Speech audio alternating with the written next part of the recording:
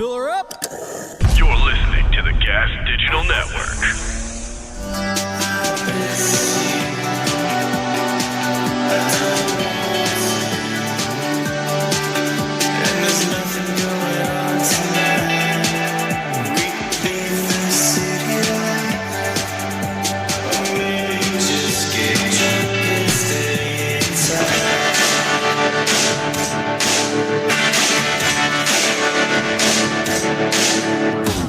Good afternoon, Michael Malice here. Let that be your welcome for the next hour. I am back live.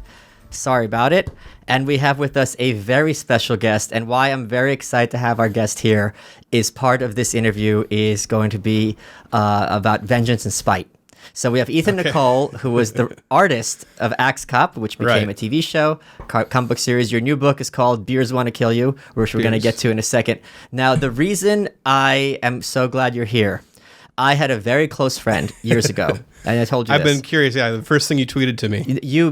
I had a very close friend who told me about Axe Cop years ago. I mean, when did it come out? We're almost to our 10-year anniversary. Yeah, so, wow. Yeah. And we're going to talk about that in a second. And told me about Axe Cop, and then one day out of nowhere, you add me on Twitter, and I added you right back, and I'm like, oh my gosh, this is so cool. This is going to make this person very envious, so they can, So are they watching? I don't care, but I haven't talked to them. Obviously, I got ghosted, but I'm very glad that you're here as my guest. Now, Axe Cop, having done no research, why would an axe want to become a cop? Well, I mean, I don't know if I should tell you more about it so that you don't do any research before you do your show. The correct answer is so it can shoot dogs without repercussions. No. So no, seriously, Axe Cop, I think, is probably one of the most high concept and brilliant ideas for a comic book series. Can you tell us how that came about? He was 5 at the time, your brother. Right. Well, I think one of the reasons it's brilliant is because it was completely by accident, so I can take no credit. I was visiting for Christmas, and I had kind of sworn I wasn't going to draw for the visit because I was so exhausted. I'd been working on my bear book that I was working on at the time. And but he kept talking about playing Axe Cop with me with his toy axe. Wait, does that sound odd? But if a little kid, I've seen enough of The Omen and Do you have kids? No, I don't. But when they're like, I want to play Axe Cop with you, I'm like, neither of those two things sound like it's going to protect my body. Kids want to play cops. That's pretty normal. And not in my household. He liked playing. Yeah, he wanted to play. Yeah, not in an anarchist household. Yeah, what would you play in your household? I can't even say on air. Yeah, he wanted to play cops. He wanted to fight bad guys, but he couldn't find a toy gun. But he found a toy fireman axe that he had from he had just been to a fireman day where you get like a toy hat and an axe. Don't get me started on the fireman. This is like everything's a rabbit trail. Yeah, full anarchism today. The firemen, my God, they're Stalinists. Okay, he's decapitator civilian. I don't know what. Wait, so you're playing? What were the rules of it? Is it like Calvin Ball? Like there are no rules? He just wanted to play cops. He wanted to fight bad guys. So we found some dinosaurs and we fought them. That was kind of how it started. And it was one of those things where I saw the comic in my head as it was happening, and I just had to draw it. And I hadn't drawn a thing because I had moved to Hollywood. Yeah, I'd been there for like a couple years, and I was in this place where I was very I had gotten a TV show deal with or just like a pitch had been optioned by Cartoon Network. When I moved down, and that had fizzled out. Everything had fizzled out, and I was kind of in this sad place where I was all my hopes and dreams were kind of crushed. And it was kind of the first time I had drawn a comic completely for myself since high school, where I wasn't thinking about who am I going to pitch this to, what's the log line on this, what's the Save the Cat beats for this, I did it for me. It makes me happy. I did it for my family. We just had to laugh. That's why I drew it so sloppily. And the most popular page of comics I've drawn, I drew very sloppy, and now here I am. But I think there's something so I hate. One of the things I really, really hate in the culture, and we're going to get to it later because you're a Chesterton person. You got plans. I hate this idea that if something is lighthearted and goofy and silly, it's somehow inferior. Yeah. And I'm even though I'm very negative and nasty, I'm such an advocate if we need more joy in our lives. Right. So this dopey, it's a 5-year-old's imagination. On the one hand, this isn't, some kind of Picasso masterpiece. Mm-hmm. But it's not trying to be. Yeah. It's fun. And why is that so bad? And the fact that it took off must have been enormously gratifying. Yeah. I mean, it was completely unexpected. And the idea that it would become a TV show is even more unexpected. Like I never thought that would happen. It was a whirlwind. I put the website up really to kind of test the waters of webcomics, thinking it would be something to share with friends and family to kind of like just figure out the functionality of webcomics. And it's a good resume. No, in seriously, if you're trying to pitch something, you could be like, look, you could look at this. I have work or something. Or I could put together a website. I have a presence. Yeah. Even if that wasn't what you were thinking at the time. I mean, I grew up on like indie comics. Everybody's Xeroxing off their comics and stuff. And that was kind of the world I was into. Like I was never into Marvel and DC and stuff like that. And once I really got my foot into comics and I could draw well, indie comics were dead. Yeah. But webcomics were starting. And so I tried it out. I tried out webcomics and it worked out. What's your kid's brother's name? Malachi. Oh, very biblical name. Yeah, very biblical. So did he... Like I co-authored a book with Matt Hughes, the UFC champion, right? And his son would have his action figure, right? And kid logic is so funny because it's like you would think like, where's your dad's action figure? Because they don't have that kind of, kind of sense of what's real and what's and context. How did you tell him this is going to be a thing? And he's getting old. I mean, he's aging rapidly. Going from 5 to 8, that's a huge difference. Whereas for us, 40 to 43 is not a huge difference. Like, can you explain that relationship? As he got older, he's probably going to try to be cooler, and he's going to lose some of that like goofiness. Yeah, I mean, it was like right off the bat. That's one thing that's funny. You can tell when he realized that he was making comics, which actually was still really funny because there's some characters called the Moon Warriors. So when he realized that I was going to be drawing this, then he like pitched to me like what he really wanted. So these characters named the Moon Warriors, these ninja brothers from the moon who are like half shark, and they knew all these ninja moves, and it just like goes on and on. And I had at first I kind of like shelved it, thinking I want to do more Axe Cop, but then I realized like I could really take this as far, and it became very popular part of the comic. The Moon Warriors are very funny. Yeah. I mean, how old is he now? He's 15. Oh, okay. So now what's his relationship like psychologically to Axe Cop? It's kind of just the thing from his childhood. Okay. Really. Yeah. He never, I don't know if he ever really sunk in what was happening at the time, which was really good about it. Like it really was a thing. Cause even Axe Cop was still fairly small. Like there's the one page went viral, but like people that were really into it are still a small audience, and he's from a small town.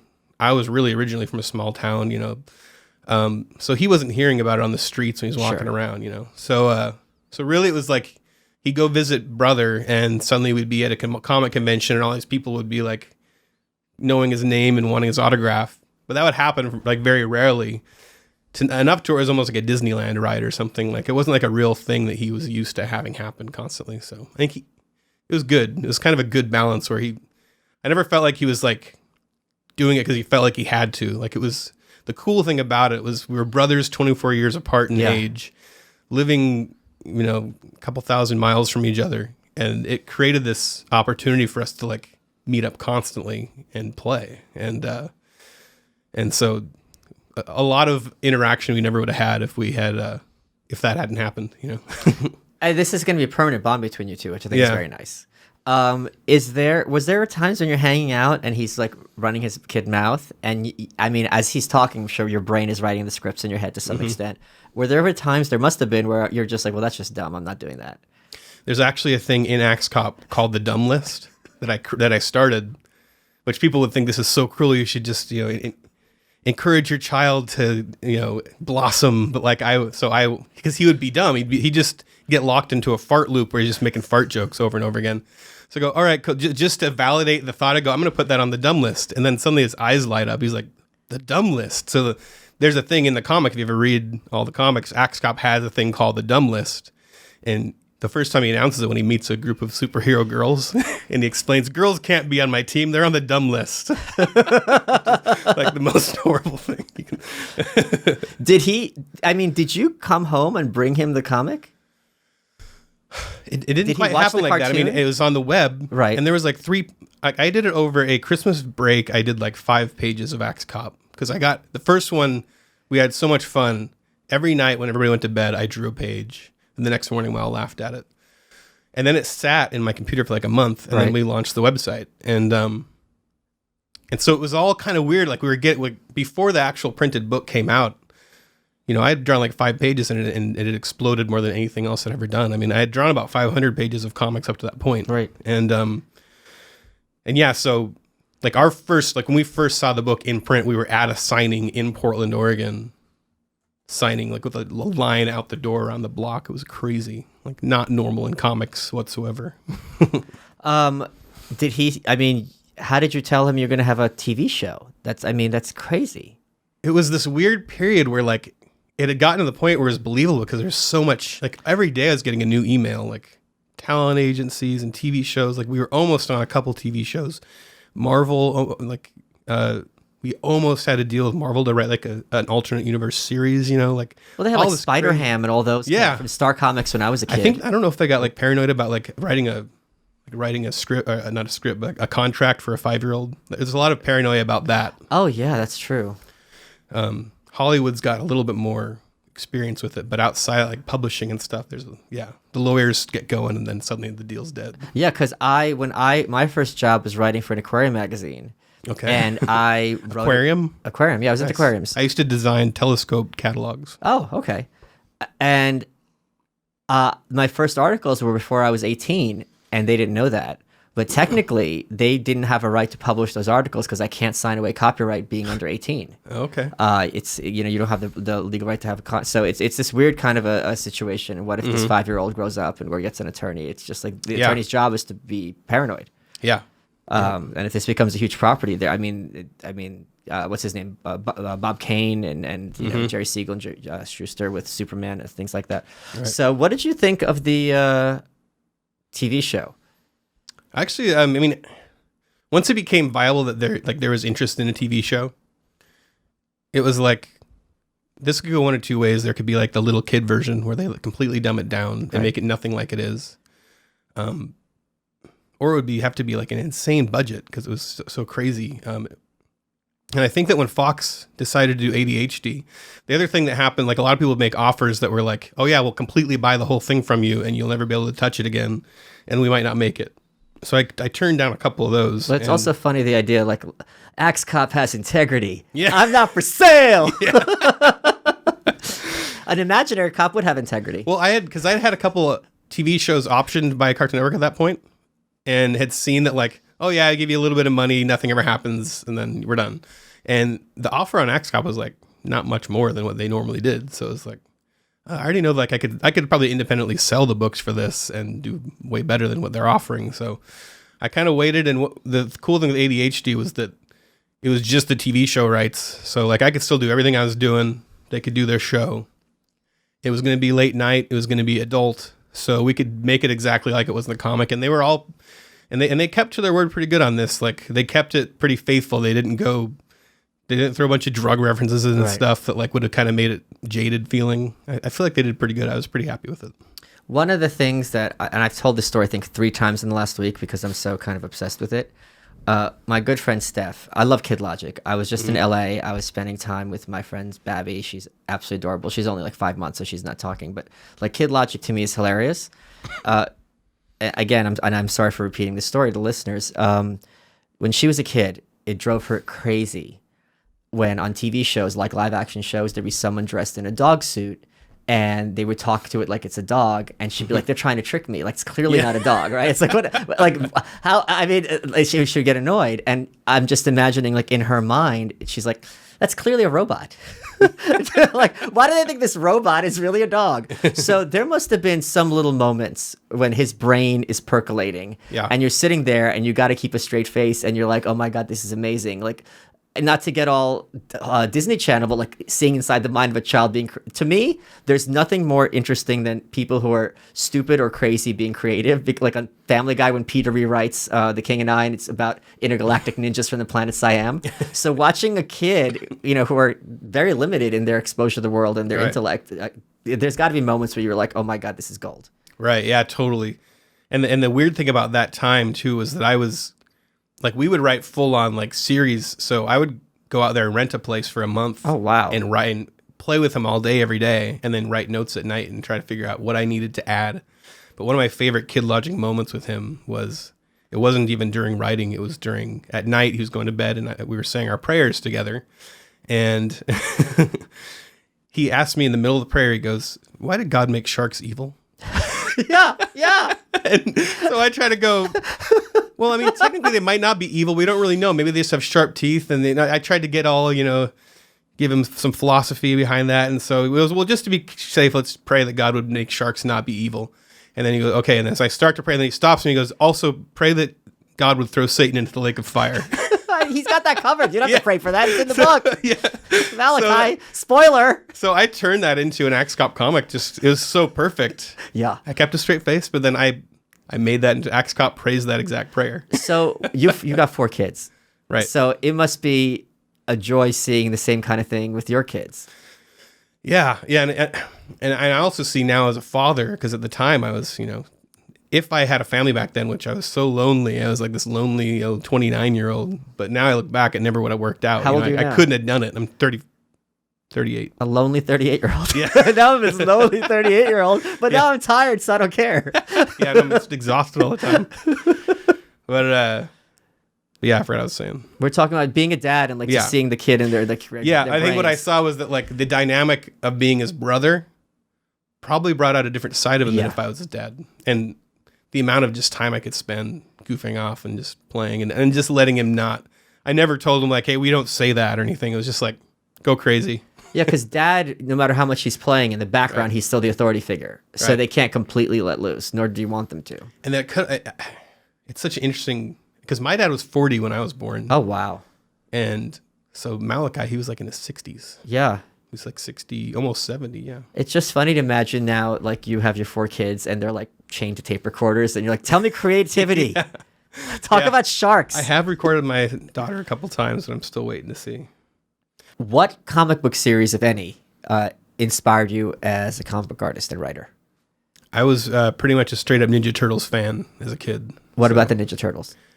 I think I liked that they were weird. Instead of being a big macho, buff guy, which I definitely wasn't. I was pretty tubby from age 8. That they were weird, and I also loved animals. I was obsessed with animals. My mom was a librarian, and I'd go to the library after school and get all the animal books off the shelf and draw animals. So. And they were indie. And they were indie, and that became my gateway into indie comics because I searched. I had bought every Archie comic, which is the mainstream digital comic. I went to a comic shop and I was like, "Do you have any other digital comics?" And they bring you back to the indie comics, which are more for adults, but they're black and white, and that got me into black and white comics. And also, once the creators of the Turtles became too busy to draw the comics, they started outsourcing every other Turtle book is drawn by a different indie artist. So it's this great introduction to all these indie artists. So yeah, it was a huge gateway into indie comics for me. If you like sex, you like BlueChew.com. Here's what BlueChew.com is. You get performance enhancement for the bedroom. Apologies to Ethan, by the way, because he's a good Christian. So what happens is that this chewables with the same active ingredients as Viagra and Cialis, and they work faster than pills. They can work faster than pills, up to twice as fast. Here's the thing. If you go to BlueChew.com, BLUE, chew.com, and promo code Malice, it's free. You just pay $5 for shipping. Takes a few minutes to connect with a physician, and if you qualify, which you will, you get prescribed online quickly. You don't have to go to a doctor. You don't have to have awkward conversation. You don't have to wait in line in a pharmacy. It comes to your door in discreet packaging, and discreet is misspelled here in the ad copy, and they underlined it. So they're really supporters of this show. You are welcome. They're prescribed online by a doctor and made in the U.S. Go to BlueChew.com, promo code Malice for $5. You know what to do. Dear readers, you know I love my Heshi socks. Heshi, socks.com. If you use promo code WELCOME30, you get 30% off at HeshiSocks.com. Why do I love my Heshi socks? Because they're made with high-end Pima cotton, which is extremely breathable in the warm weather, but they're also treated with antimicrobial properties to keep your feet fresh and smelling right. They've got stabilizing arch support, and they've got what they call stay-up technology. You know what that means. They've got the dress socks for work. They've got the fashion socks for night out. They've got the basic socks for all you basic bitches out there. Why are you listening to this show? You should be listening to Dave. You know what I'm talking about. So if you go to heshysocks.com, HESHI socks.com, and use promo code welcome30, you get 30% off. They're comfortable. They don't tear. All these socks I have, they tear at the heel. I guess I'm part lizard or something like that. With Heshi socks, it's not a problem. Check them out. Now let's get back into it. So there's something you mentioned, which I think is going to be a lot of help to a lot of people. Okay. There's the delusion a lot of us have that you get one break, right? That first time someone options your thing, get your first time an agent returns your call, and that first time, I would say 100% of the time, it's statistically it's 100. There's going to be that one outlier, right. but it's for all intents and purposes 100. It's asymptotic. It's not going to fall through. It's going to fall through. Yeah. And you're going to sit there, and because you watched movies, everyone listening, and you thought this was my chance. Right. I blew it, and now I should just go home and give up. And because there's the second call is going to be like another year, it's a very, very dark place. And what I will tell you all, and I want you to respond to this, is you don't marry your first girlfriend. Like that girl in 6th grade, you know what I mean? So that's what the equivalent of this is. Unless you're like crazy lucky, right? Or crazy. It happens, yeah, or crazy. Yeah. So, I mean, talk about that period and what that's like as especially being an artist, a comic book artist. Like in your brain, you're like, I'm a dime a dozen. I'm not Todd McFarlane. I never will be. Blah blah blah. So I'm sure all those self-doubt questions were going in your head. I felt that when I was trying to be a writer. Yeah.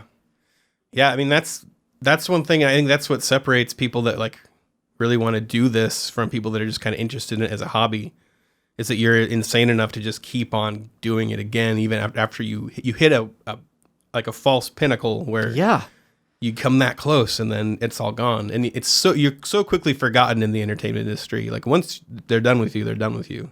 And so it does take a certain amount of insanity, I think, to just keep plugging away at it. And that's just how it's always been for me. It's I don't know how to do anything else or be anything else. Like I've done a lot of very random things. I've written for TV shows. I've drawn comics. I did a book that's like not even a comic or a TV show.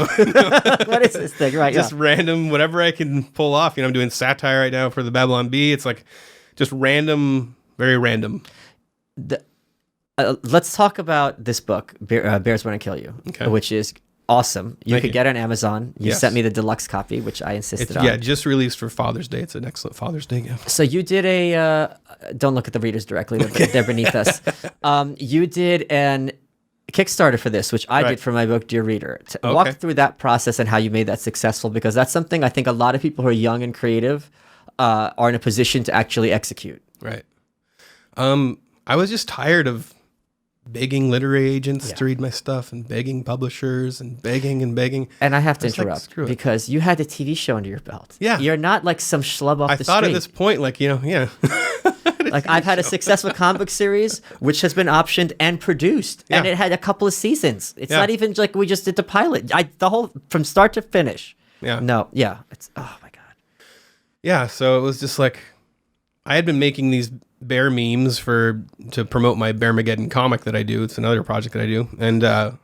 And they were just taking off like crazy. A couple of them had made front page of Reddit.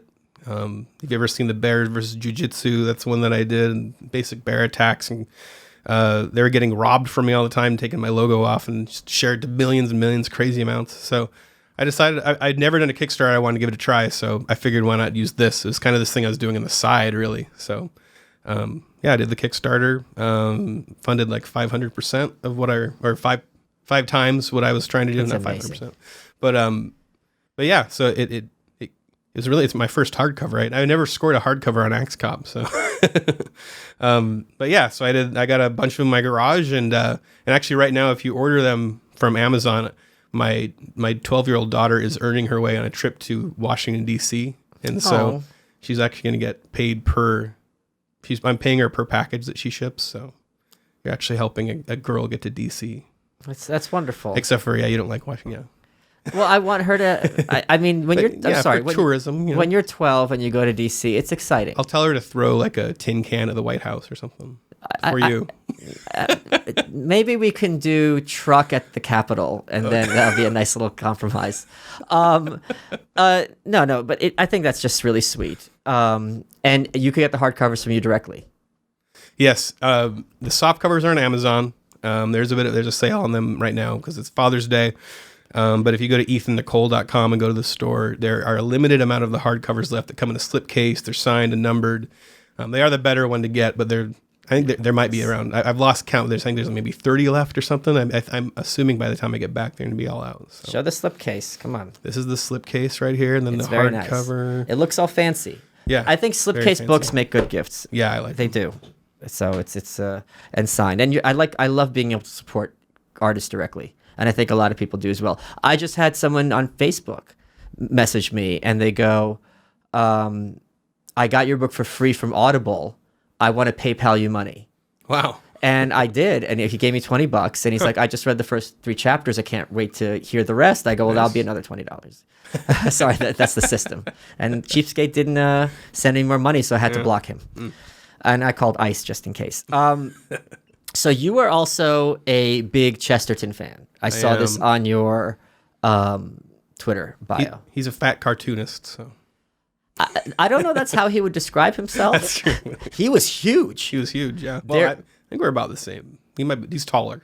I thought he was like 350. Yeah, I guess I've been 350. I'm not there again yet. But I thought he was also like 6'4", Yeah, like a a mountain of He's a man. big guy. There was this. I don't remember where I saw this, but he went to give a talk somewhere in Canada, and there was some chair that they had made just for him. And there was an article like, "What happened to Chesterton's chair?" So like, oh really? They saved it, huh? They don't know where it went. They don't know where it went. Yeah, that's the thing. So for those who don't know, Chesterton was really one of the old school British conservatives. I guess you'd put him in the same class as C.S. Lewis, probably. He was a big influence on C.S. Lewis and Tolkien. Yeah, they're very. Where are you from originally? Oregon. My friend's from Oregon, and he has the same exact cadence that you do. Really? How he talks to my friend Eric, and it I makes don't have an accent. I just talk normal. It's this cadence and how he talks. It's nice because he's a great guy. Okay. And no, so that whole school, they were very influenced by kind of a certain type of Christianity, had a certain vision of man and his place in the universe, very British. And I think and very traditional in certain ways. And Chesterton, I will defend him on this. He has a parable or a metaphor, which to me is the best defense of conservatism I've ever heard, which is often paraphrased. He never said it pithily. Before you tear down a fence, know why it was put up.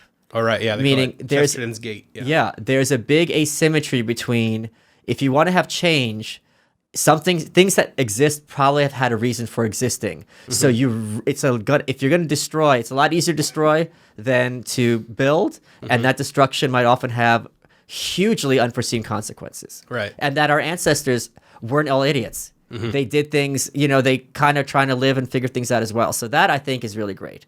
What about him is that you like so much? I think it is his approach to his faith and how he is so original in his voice and the way his defense of fantasy and a lot of it really is just his creativity because there's such a lack of that in the church. So it's something I heard you talking about, how the right tends to be very rigid and uncreative. So I latch on to creative people that are conservative. So Chesterton is sort of the godfather of creative conservatives. That's fair. That's fair. His novella, The Man Who Was Sunday, is really kind of this very Thursday, I'm sorry. But Sunday's one that is the villain. Sunday's the villain, yeah. I'm sorry. Tell me, what does that book mean to you, and how would you sell it to somebody? Oh, man.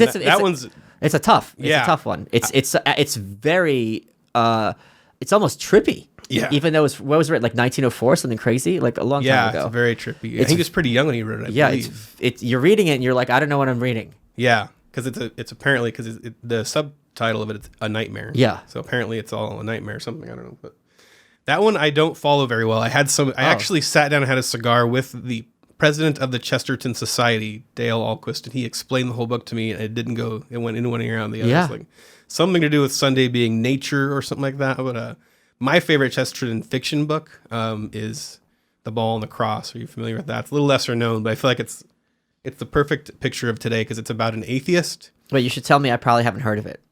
You probably haven't heard of it. It's true. I haven't. Most people, almost anybody ever asks. Yeah. Because it's way lesser known, but I would love to make a modern remake because it's about an atheist and a Catholic, this Highlander Catholic. He shows up in London for the first time and he sees this atheist little newspaper store and he's cursed the Mother Mary So he challenged him to a duel to the death.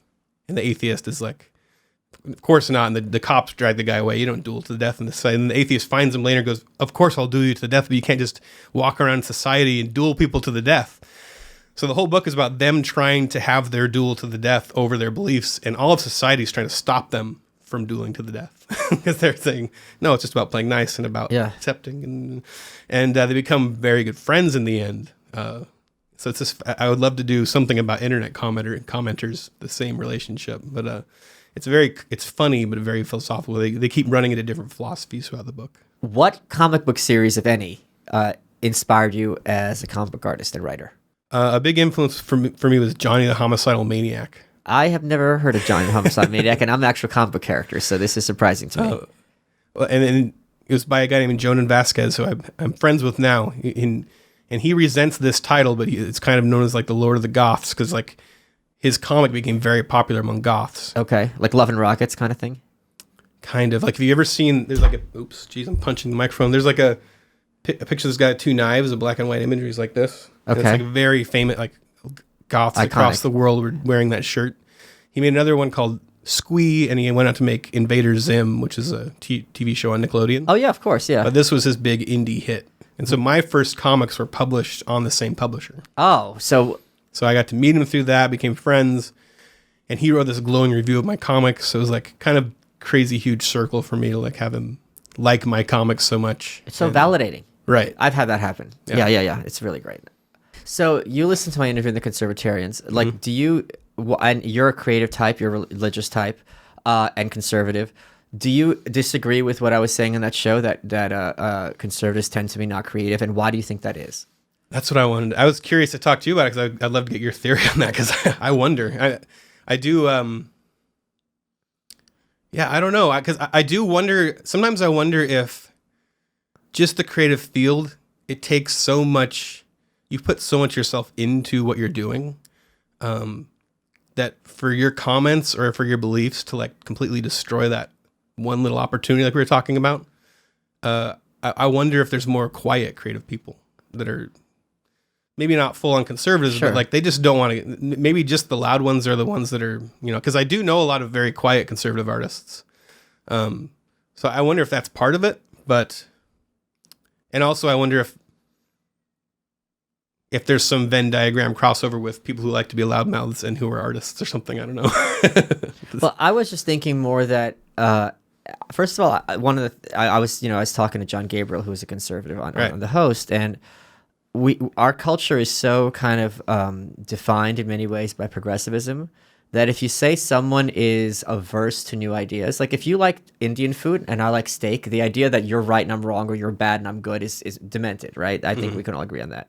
But if you say, oh, you like things the same and I like things innovative, implicitly that's an insult and you're bad and I'm good, and that shows how progressivism dominates thought, because I don't think that's one's right and one's wrong. It's just like, this is how you are. This is how you're a dad. I'm not a dad. Okay, these are different choices.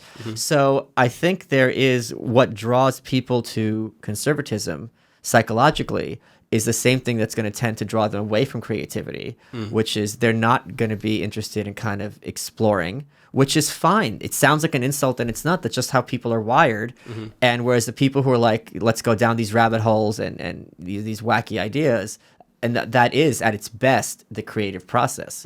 I don't think something like, let's suppose, I mean, if you want to get really pedantic, the Big Bang Theory is creative, because it's really kind of nothing's new. It's repackaging tropes and jokes and whatever. Maybe the jokes are kind of, you haven't heard them before, you probably have.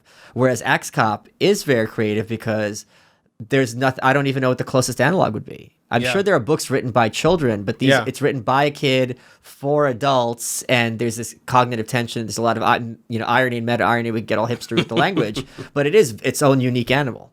Yeah, completely created by accident in a lot of ways.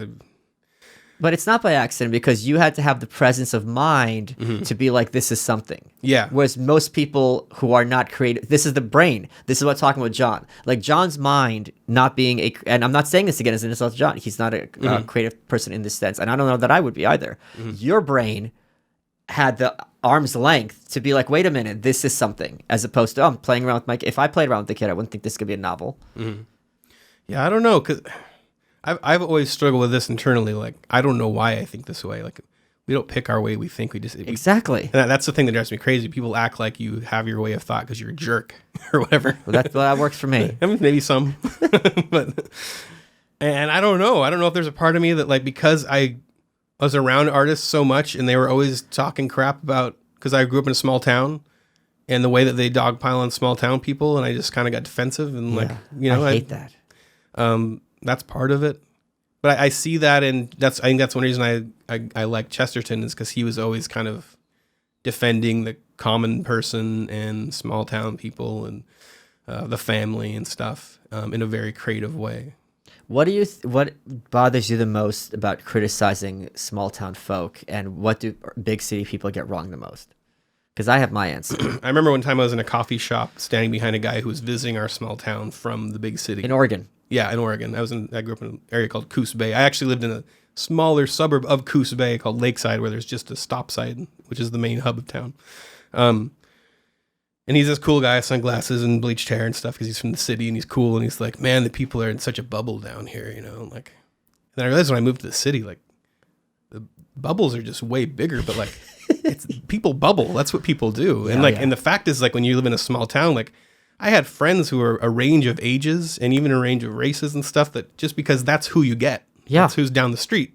So nobody has old, like I used to have breakfast with this old man every Saturday. That never would have happened if I lived in downtown Portland, right. Probably. I mean, it's who, you know, you're I think it's harder. I think there's little neighborhoods and stuff in a bigger city, but yeah, so that's probably the main one. It's also fascinating how, you know, this is New York at its worst, and like the provincialism, like people who read like the New Yorker and they think, oh yeah, I'm a world-traveled cosmopolitan. It's like everyone else is reading the fucking New Yorker. Sorry for cursing, but it's just like, it's like you're not this big urban sophisticate. You're reading the same thing. Yeah. This is your sermon that you're getting. Yeah. Yeah, that was keep getting on Chesterton because he always defends this stuff. That was one thing I think he wrote about, I can't remember who he was talking to, but he talked about how the world traveler acts like he's so well, you know, he's so seasoned in culture and stuff because he stands at a distance from the native and sees them and observes them and writes in his little notebook. And he says that, like, if you really want to experience like the wilderness of humanity, like, lock yourself in a house with a family for like a day. Yeah. Yeah. Like, be up close and personal, interacting, not standing back and writing in your little journal with your little round hat on in a Jeep or whatever. Yeah, right. And this kind of like, you know, just the other thing, and you see this a lot on Twitter, like people can't, like I often make, you know, mistakes on purpose, you know, just as bait. And people come at me like, oh, you're a moron. It's like, you know, just because I'm a moron doesn't mean you're not a moron. We could both be morons. There's no correlation. This isn't a seesaw. And if you think someone else is stupid or you think someone else is provincial and backward, it's like, hey, guess what? You could both be backward. Yeah. There's not even the implication that if this guy's one way, you're another, unless you're doing this binary idiocy, which is I'm the opposite of him, he's this, therefore I'm the opposite of him in this context. It's very fallacious and embarrassingly bad reasoning. Right. Yeah, almost every argument used currently feels like that. Like it's not well thought out. Yeah, I mean, this is the tweet I made, which is like, it's not a surprise that NPCs have binary thinking because that's how they're programmed. I mean, it's just 1 or 0. It's like if you're not like Neon Taster, who's a great follow, had this tweet not that long ago. He goes, people are so used to this Trump context that if you criticize the left, they will go after you as if you're a Trump supporter, even when you say you're not, because they don't know where else to go. And you see it. It's like a robot stuck on a record just on a loop. Yeah, totally. So, go ahead. Just saying that, like, I mean, that's been my experience as somebody who, like, I was a registered Republican, and when Trump came in, like, I actually left the Republican Party. I was just everything was just so crazy at the time, and I just decided I'm just going to go ahead and be an independent. Yeah. And I didn't vote for Trump. But yeah, if I say anything, like I love the I can't remember, I think it's Fleckus Talks, that guy. Fleckus, yeah, Austin, yeah. You know, Trump's not that bad. He would just, like, you know, on a college campus just say, like, Trump's not that bad, right? Or, you know, or maybe it's not even that. Yeah, just he's not that bad. Like, that's a controversial thing to say. Like, maybe he's done a little bit of good stuff.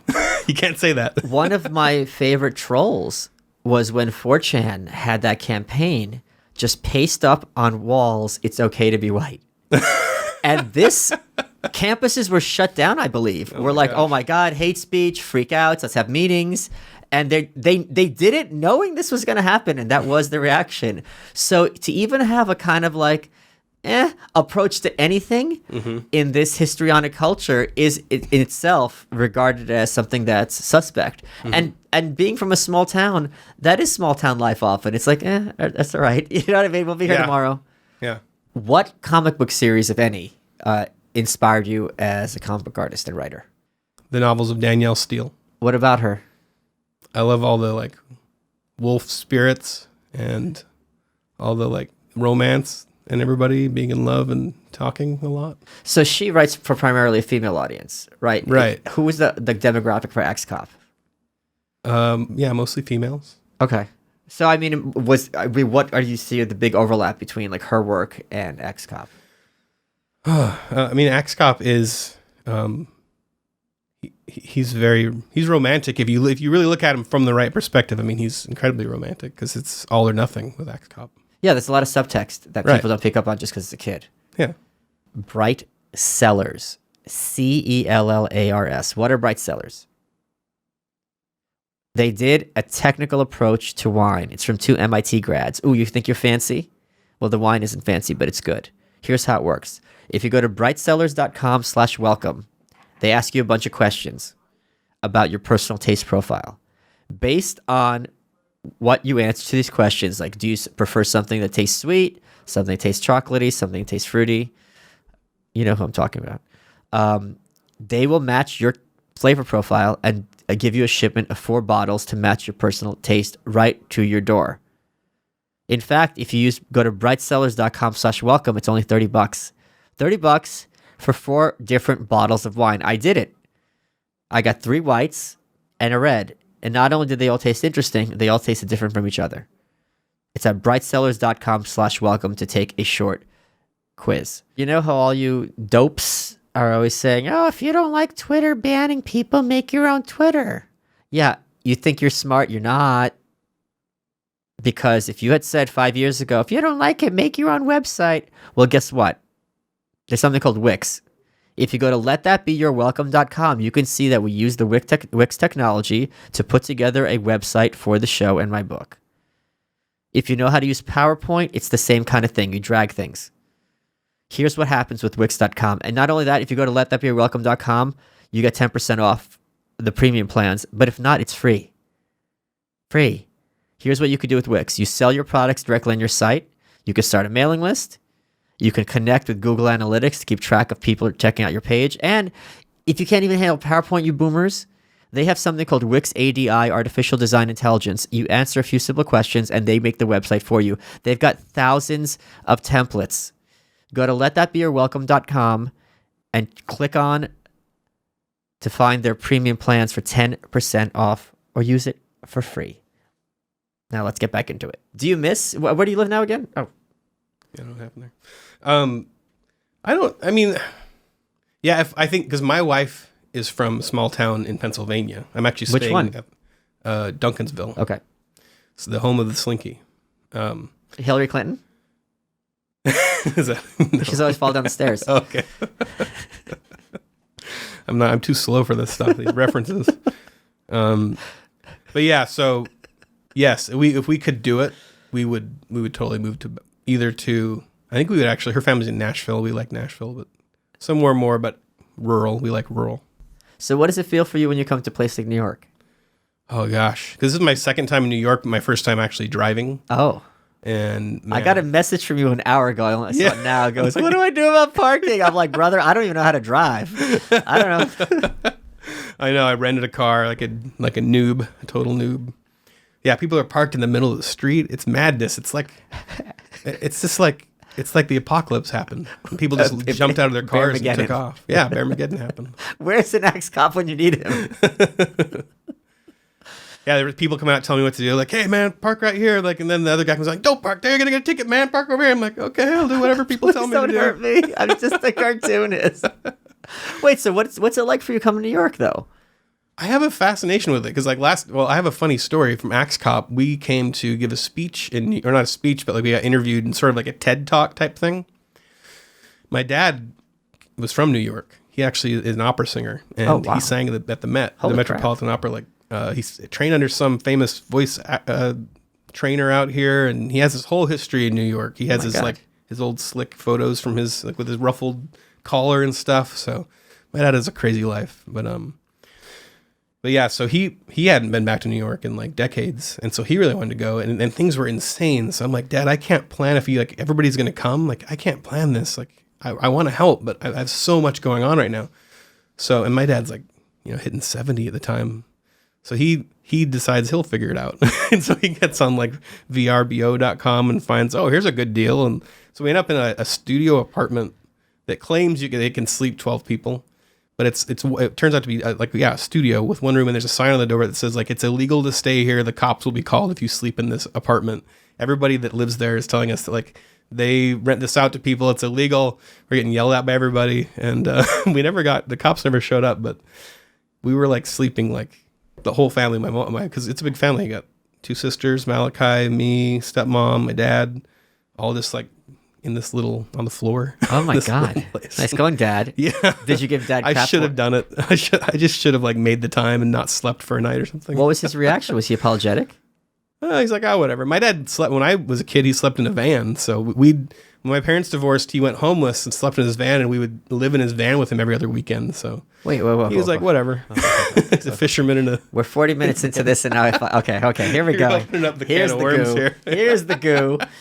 Your dad was homeless. Yeah. The opera singer. He was a homeless Pentecostal opera singer. So Wait. he would sing praying in tongues in an opera voice in a van, homeless, fishing. And I thought this was normal as a kid. I was like, this is how his dad is, right? I mean, is he a crazy person? He has like crazy tendencies. Like he has like he's not crazy, but he's like he has Alex Jones tendencies. Like I made the mistake of giving him an account. Are you vaccinated? I am. Yeah. Okay. My mom is much more reasonable. Well, that's not saying much. Yeah, that's true. Yeah. It really is true. But but yeah, I made the mistake. What's that? I can't remember the old services where you just click a button and it brings you to a random website. It's like how you can check out new stuff on the internet. It used to be popular. Yeah. Remember I that? forgot what It was that's really called. popular Yeah. for a little while. So he's like, how do you find all this great stuff on the internet? So I set him up one of those. When there were like 100 sites. yeah. yeah. You kept me the same one. Yeah. I made the mistake of putting conspiracies in there, thinking it meant like Bigfoot and stuff like that. Oh, I got my dad down the rabbit trail of 9/11 and Alex Jones stuff, and like he was like his eyes, his whole face, his whole demeanor had changed the next time I saw him. He's Bohemian like, I have Grove. to tell you, yeah. Yeah. Like, oh, what have I done? The cremation of care ceremony. Yeah, the JFK, the moon landing, all that stuff. Wow. He bought it all. Yeah. So I mean, what's the wait? So how old were you when your parents got divorced?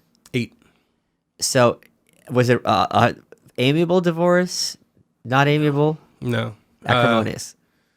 Yeah, it was really my mom kicking my dad out because he was kind of being a deadbeat. Okay, so how does your dad tell you I'm living in a van? I don't know if we were actually we probably were told, but it was just kind of like, I haven't seen Dad in a while. I know this thing called a divorce happened. I know what Sure. that means. Dad's living somewhere else now.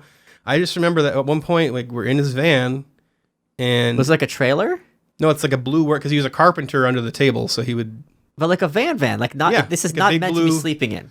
No, yeah, it was like a work van. Yeah. It didn't have windows. Yeah, like a kidnap van. Yeah, like a kidnap van. Yeah. And yeah, there's just one bed in there. I lost my train of thought. What was I saying there? How I was asking you how your dad told you that he's living in Oh, a right. van. I just remember we're riding in his van, and I realize he's shaving, and then he spits out the window. He's brushing his teeth, and he spits out the window. I'm like, well, you're doing all the stuff people do in houses, but we're in a van. This is different. See, this is kid logic in the correct way. Right. Where you're actually deducing something is wrong instead of assuming, oh, men shave in vans and women shave in showers. You know? Yeah, exactly. Oh, okay, so what was your reaction to this? Just like probably the same as Malachi growing up and thinking it was normal to have a comic with your brother. Like he thought that was normal, and he'd tell people we're famous, but he'd go, oh yeah, we're famous. Like he thought that was something people say all the time. Yeah, okay. He wasn't being egotistical in the least. Like you don't know until you're older and you look back and you go, oh, that was a weird. So you would the van be cold if you slept there? Sleeping bags are very common in our family. We all slept in sleeping bags a lot, even in bed. I don't know why. That's another weird thing I look back on. You slept in a sleeping bag on your bed? Commonly, yeah. I don't know why. Instead of a blanket, or did you have a blanket? Yeah, because my mom liked using wood stove heating. Now I look back. My parents were old-fashioned. I don't think sleeping bag on a bed is old-fashioned. I think it's weird. It's weird. Yeah, no, my mom's a hippie. Okay. Oh, met my dad, I think, out here. She was a dancer. He was opera. And yeah, she's a total hippie. So I think it comes from her hippie days, probably. I don't understand how someone who has that much of a talent, if he's down in his luck, and if I'm prying, please let me know. No, if someone has that much talent, it doesn't become like because I have a friend who was a music major, and her voice, she was some St. Patrick's Day. We went to an Irish bar. My friends did. I didn't, because I'm not gonna working class scum. But she was singing Danny Boy, and everyone just stopped. And people started crying. You know, like when you have those voices that like transcend reality, right. It is very transcendent in almost a spiritual sense, religious sense. So why doesn't he become like a music teacher or something like that? Yeah, I think that's sort of the myth that, like, we're talking about, the logic you get from watching movies. That, if you have a great voice, you're just going to make it. But there's a whole other element. I don't mean make it as a musician. He could teach people how to sing. Right? Yeah. I think that he had an all or nothing mentality about it. Oh. And he was defeated very easily. Like I think he had a part that he lost in a play. I mean, I don't really know all the whole details of the story, but I have seen that in my dad. He always had when things went bad, he'd pack up and move to the next town and start a new life. Like he had a few wives before my mom. My stepmom has really masterfully reined him in, but he had this, it went bad again. Nobody likes me. I'm going to leave. So he had this very easily defeated. And the weird thing is, because I think that stuck with him his whole life, that he like got so close, and he was doing very well out here. And I don't know the details. And then it becomes self-fulfilling, because it's the same thing. If you're in Hollywood, they optioned it, nothing happened. Okay, I'm going to Portland, I'm going to Jersey, going to Chicago. Yeah, validates all the things I believed about myself, and I'm probably never going to make it. Yeah, not probably, definitely. Yeah. And he's right. If the first time, if something goes up and you pack up and leave, and if that's your lifestyle, you're not going to... I had a friend who moved to Atlanta, and she's like, I'm lonely, I don't have any friends here. I'm like, well, you can't move every 5 years and be shocked you don't have roots. Right. Yeah, because when I look back at my childhood, my dad moved almost every year. We moved to a new town. And then I look back and wonder why I didn't have any really close friends growing up. It's like, I was in a new city every year. I was always the new kid. Oh, so he had custody? That was one thing that led to the divorce, because first 8 years of my life were in a new school every year, and my mom was just like, we can't keep moving. Yeah, because something would fall through with a job, and he'd go, I better move. We better move again. I'll find a new job in a new town. I love the idea that you can't find a new job in the town you're currently in. Like, there's only one job for him. Like, well, I blew that job, so we got to go to a new town. Hit reboot on this machine. Yeah, I don't know why. He's such a carpentry. Like, how bad is he screwing up these jobs? How many fingers are people losing? We got to get that pack right now. Get the sleeping bags. Leave the beds. Wow. Yeah. My dad would be the first to admit it took him a long time to grow up, but yeah, he's turned out to be a very sweet man. Just in case he ever hears this, I don't feel like I'm talking crap about him. I mean, he would probably tell all this the same, but yeah, a very rich life. We actually just recently found an ancestry, the daughter that he birthed and put up for adoption out here in New York, who's 50. So she's the oldest of the... Malachi's the youngest, and she's the oldest. So I now have an older sister who... You've met her? Yeah, we found her, yeah. Wait, oh my God, this... Because I had a fan come to my other show, Nightshade, and he found out, and I don't want to get into too much details, that his father wasn't his biological father. It was an artificial insemination. And his sister still doesn't know. Oh, wow. And since I'm a troll, I told him, you have to sit her down and say, I've got good news and bad news. The good news is, if you sleep with dad, it's not incest. Oh, gosh. And he's like, I'm not going to do that. I'm like, well, you're a pussy. And I said that in writing, and I mean it. I mean, is there no... Being a dad now, having 4 kids, I mean, looking back, that must seem even crazier, because now I'm seeing you, and like the idea of packing up these kids...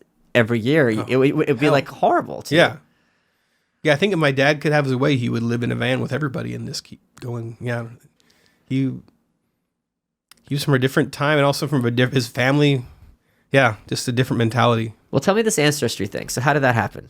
We had a cousin who was obsessed with ancestry, constantly talking all our ears off about it. And we're like, okay, cool, And then one day she's like, I found the long lost, because we all knew that he'd tried to find her before, but he's going under a different name, and he was going under like Nick Nicolle or something like that. And but yeah, I couldn't find her. Wait, your dad has aliases too? I guess he was this weird wandering guy. I really want to have full closure on this story, and how I'm imagining, which would be if this were a movie. He's way cooler looking than I am. Which is that when you're a kid, his job at night was he was an ex-cop. And the reason you'd have to move towns is he'd be chopping people up. He's like, we gotta go! There's a bunch of heads. Yeah. We gotta go. The axe is hungry for blood. No, so ancestry, she found... Oh, that's right, yeah. So we had known he'd tried to like call orphanages and stuff, and he just couldn't find her. He didn't even remember the name of the woman. I think they both might have been aliases. So it turns out, if you've ever seen The Wedding Singer, when Billy Idol is on the plane singing, the woman to his left, the extra to his left, the aspiring actress, is my sister's mom. Oh my gosh! So I had seen her long ago on The Wedding Singer, and yeah, so she lives in Virginia Beach now, and her name's Lisa, and she's an artist too, just like me. We have a lot in common, actually. We get along really well, and yeah, it's pretty fascinating. I mean, was there a phone call? Was there an email? How was this contact made? I mean, this is intense. I think my cousin who's older than me, she feels more like an aunt age-wise, but she told me, I found... We talked. She's like, we talked. I want you to meet her. Here's her Facebook page. So I look at her Facebook page. I'm like, holy crap, she looks so much like me and stuff. And she has the beard. Yeah. Minus the beard. We both stand with our feet sticking out weird, which is what my dad does. So, but yeah, we talked for like a good hour or two that night, and we talked a lot the first couple of weeks. And we're planning a big family. The whole family hasn't all got together yet. We're planning it this summer. What's that like emotionally talking to someone who all your life has been walking around the earth and sharing blood with you? I mean, I think I've always kind of told myself that like people put a little too much stock in blood, but and so it almost like I said that because for one thing, it's two of my kids are stepkids, and so like I I try not to put too much stock in it. I think that there's we're all human beings, but that's a lie. But it did turn me in. You think there's stock in blood? No, I think there's some people aren't human beings. They're just that's true. there. Yeah. There's no, not okay. Yeah. I guess I could dial that back a bit. I'm teasing. Go ahead. But yeah, that I think I was fascinated by it. I was like, well, there's something to it. It's really fascinating to see how similar we are, and the way it and who knows, maybe some of it's just the way I imagined myself talking to her, but the way we just clicked right off the bat, and but yeah, I've only gotten to hung out with her in person like 6 hours. We flew out with my uncle and just met her for like 6 hours while she was visiting my dad, and then. When did this happen? Oh gosh, it was like last year. Okay, so recently. Yeah, it's all pretty recent. It's last Christmas that we found her. So. Was she? Well, I mean, was she all ecstatic to have? Yeah, because there must be closure for her. Yeah, because her adopted mom just passed, but she was taking care of her sick adopted mom, and now she has a new family. Yeah, because she was at the end of that adopted family's life. She'd always known she was adopted. They told her from the day early on. Like she always knew. Apparently, the people at the agency told them. I like the idea. Don't ever forget you're adopted, and we have the receipt. Yeah, you know what I mean, kid. Yeah, and I can't remember their reasoning for never giving her the info. Maybe they didn't have it to find a real dad. But well, they don't know if your address is Van. Yeah. They don't really know how to track you down. That's true. He probably didn't have an address of any kind back then. He was always. Even when I remember Blue Van, California. I don't know what this is. Remember he told me when he got his license, he like parked the car around the other side of the DMV and like went in and got it, and it was in illegal parking and it got towed or something. He didn't have a license when he got his first license. He'd been driving for years. Oh wow. Yeah. I'm such a rule follower. I don't get how he's my dad, but are you really? I am kind of, yeah. Give me an example, because I have a friend who's like, I don't know if you want to call him on the spectrum or OCD. Mm-hmm. Like he's like very like you can never lie, even like white lies, right? Yeah. So like if he's on Amazon, have the tracking cookies, and it says like hi John Smith, and it's like if you're not John Smith, click here, and it bothers him to click that. He wants to get rid of the tracking, but that's technically lying. You know what I mean? Oh, yeah. So there must be examples where you're following the rules and you're like, I'm being stupid, but this is my brain. Even just out here on the street, I was like, Yeah. I parked my car in this spot, but there's a sign that says, you can't park here before 12:30. Yeah. But I've got a spot. And so I sit in the car for like probably 40 minutes because I don't want anybody to catch me doing wrong. And I feel like such a rebel. And then I go, I really have to go to the bathroom. So I go out and this guy's out there with this thick New York accent. And he's like, you're going to get a ticket, but I'm watching my car. He's watching his car to make sure he's going to get a ticket. So then I really have to go. That's why I asked the barber guy if I can use their bathroom. Well, like I use the bathroom, but I feel so bad for using their bathroom without buying anything. So I got a beard trimming. No, you didn't. I did. Just now? Just from guilt. This is a freshly trimmed beard right here. So then I go out to my car, but then the guy in the barber guy goes, you can't park there, man. You got to park. You can double park till 12:30. So you go park in the middle of the street. So I'm like, okay, I'm following the rules. So I parked my car in the middle of the street. And then time goes around and like, I know that I have to park my car on this side of the street, but now they're all taken. So then I'm going around the block and that's why I was late. But I found a paid parking spot just a little ways away. But it all worked out in the end, see? It worked out for us, rule followers. How much was the beard trimming?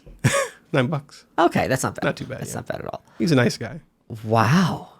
That is absolutely amazing. There you go. Yeah, right And there. the whole time this is happening, part of your brain is yelling at you, like, what are you doing? Yeah, I'm like, just leave your car in that spot. Is it really that bad if I get a ticket? Like, I think the bathroom one's worse. oh, the bathroom one? Yeah, because... I have that. Yeah, I really feel bad using somebody's business without buying something. How much even of, their bathroom. How much even though if I had a business in the bathroom, I'd be like, oh yeah, sure, yeah. How much did you just, on the other hand, let's play devil's advocate, did you just wreck that bathroom? He actually said as I went in, and I don't know if this is because I'm a 300-pound almost guy, if he said, he goes, number one only. No, he didn't. He did. But then you went in there and did number 3. He looked at me, he's like, yeah, number one only. You're not approved for number 2. I can see what you're capable of from here. Was there a little tear? Yeah. Oh my god, Twos that's are easier so to sad. hold, so that's fine. Oh, It was a number 1 anyway. So. That happened to my sister. She had the same thing with I've told this story. I love this story, using the bathroom. We went into Starbucks. She had to really go. Mm-hmm. So we're waiting outside, me and my mom, and she's buying the water. And I look in. I'm like, why is she buying water? She has to pee. She hands me the water, bolts to the bathroom. And I turn to the cashier, and this is before they were all like, you want to do heroin and take a shit in the floor, it's fine. Yeah. I go, is it okay with you if she uses the bathroom? He's like, yeah, it's totally fine. She's like some low life or whatever. Yeah. And she comes out, and she's buying it, and now she's trapped in interaction. And now I have her. I go, hey, you don't really have to buy the water. Yeah. And everyone knows what's happening. Yeah. And she goes, oh, no, I wanted it. And the guy goes, no, it's okay. She goes, no, I want it. I go, how is it that you had to pee and you're thirsty? And she goes, oh, no, we were at a Thai restaurant and I had a spicy taste in my mouth. So she has to do improv. She has to write up, despite the fact that everyone knows what's going on. And I go, we had milkshakes after. And me and the cashier are openly laughing at her discomfort, at her lie for no reason. I can't laugh at that. I feel sorry for her. Well, she goes, I didn't have any. And she grabs the change, the water, storms out of there. And she drove my mom home. And it was very awkward for my mom because when I told my mom the story, who was waiting outside, she was crying, laughing. It was so embarrassing. But the point is, her worst nightmare came true. She was put on blast. And nothing happened. So everyone out there, because I can't do number 2 in public, only at my house. If you ask people to use the bathroom, they're more than happy to let you use it. At Starbucks? Or anywhere. Anywhere, yeah. Most places. If they say yes, yeah. And if they say no, they're not going to call the axe cop on you. I have a number of, I have had a number of bottles of water sitting around my house because I bought them out of guilt for using a bathroom. So your sister has my sympathy. It's really funny that some people have jars of pee. You have jars about pee. I went through that phase too. Yeah, jars of pee. Yeah, that's a whole other story. Oh no! We have time. What's this? What? Before I moved to California, man, I am opening up here. This is a rabbit trail of rabbit trails.